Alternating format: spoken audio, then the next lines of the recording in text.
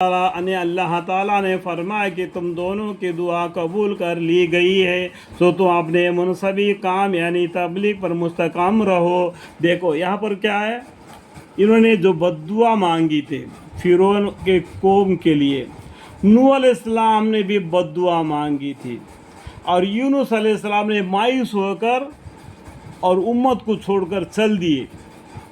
ये मैं बता रहा हूँ इसलिए समझ में आने के लिए, ठीक है।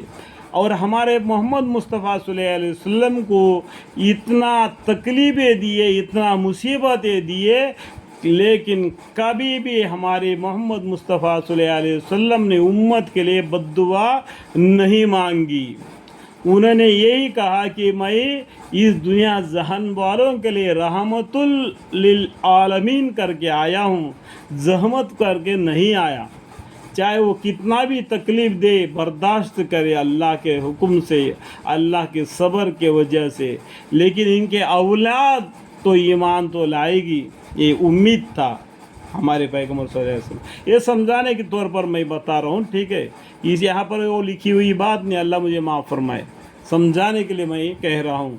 हक़ ताला ने फरमाया कि तुम दोनों की दुआ कबूल कर ली गई है, सो तो अपने मुनसबी काम यानी तबलीग पर मुस्तकीम रहो, और इन लोगों को राह ना चलना जिनको इल्म नहीं। और हमने बनी इसराइल को इस दरिया से पार कर दिया, फिर इनके पीछे पीछे फिरौन और माँ अपने लश्कर के जुल्म और ज़्यादती के इरादे से दरिया में चला। देखो, जो जब अपने उम्मत को यानी बनी इसराइल को लेके मूसा अलैहिस्सलाम और हारून अलैहिस्सलाम और फिरौन के शहर से निकलकर आगे बढ़े, आगे लाल समुंदर था, और फिरौन को मालूम पड़ा कि ये अपने मुल्क से भाग रहे, तो उसने पूरा लश्करों के साथ उनका पीछे लग गया।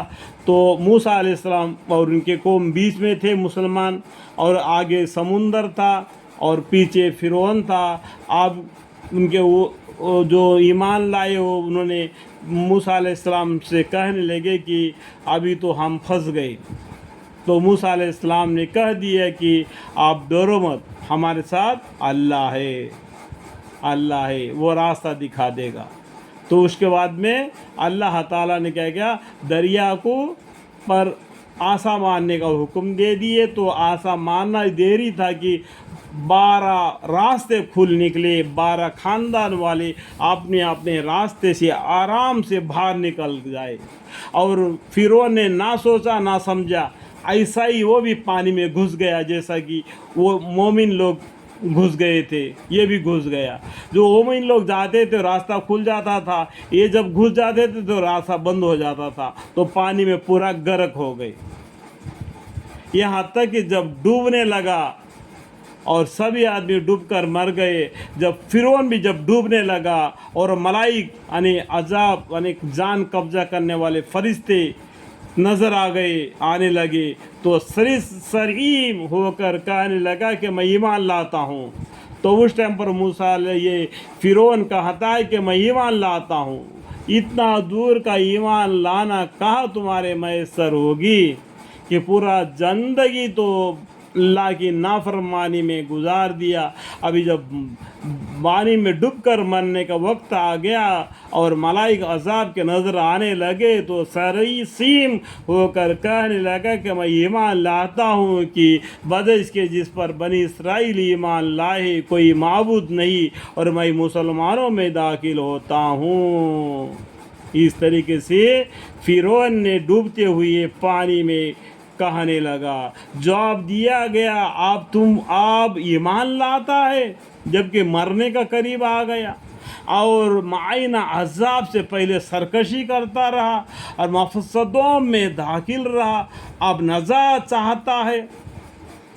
अल्लाह ताला बोलते हैं आप नजात चाहता है, सो नजात मतलूब के बजाय आज हम तेरी बदन, ये देखो अल्लाह ताला, देखिए ہم یعنی اللہ تعالیٰ تیری بدن یعنی تیری لاش کو پانی میں تنہشین ہونے سے نجات دیں گے تاکہ تو ان کے لیے نشان عبرت ہو جو تیرے بعد موجود ہے، قیامت تک کے لیے آنے والوں کے لیے ایک نشانی بن کر۔ فرعون کی لاش اب بھی کبتا کے میوزیم میں پڑا ہے، جس نے اللہ کی دعویٰ کیا تھا، پانی میں ڈوب کر مر گیا، اس ٹائم پر مرتے وقت کہنے لگا کہ میں ایمان لایا۔ اتنا نزدیک اتنا ایمان لانا کوئی فائدہ پہنچے گا؟ اللہ تعالیٰ نے اس کا نشانی بنا کر رکھ دیا کہ آنے والے زمانہ اس سے عبرت حاصل کرے۔ اور حقیقت یہ ہے کہ پھر بھی بہت سے آدمی ہمارے یعنی اللہ تعالیٰ کی ایسی نشانیوں سے یعنی عبرتوں سے غافل ہے۔ اللہم اغفر لی